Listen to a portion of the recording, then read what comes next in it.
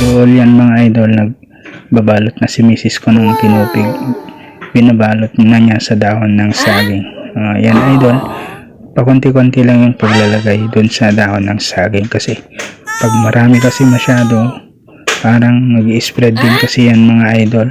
Parang sa kanin lang din na parang nag-i-spread. Kaya dapat control lang yung paglalagay tulad yan mga idol, para hindi siya lulusot dun sa gilid-gilid niya, dun sa gilid. At yan mga idol, nag-crave kasi kami na gumawa ng tinupig. Kaya yan, kasi dati si Inang kasi yung gumagawa, pero na-stroke kasi siya mga idol, kaya yun, hindi na siya nakagagawa. Kaya tinuturuan na lang niya si Mrs. At yan na mga idol, sinalang na natin at sa kuwan na natin linuto dito sa Shalane. At may binili kasi kami na ganyan, parang pag-iihawan.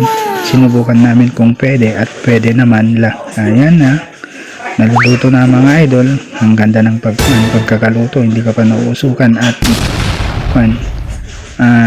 napapasok kasi pag sa uling, papasok ka talaga dyan at usok ang kalaban. Ayan na idol, at susubukan na natin kung masarap.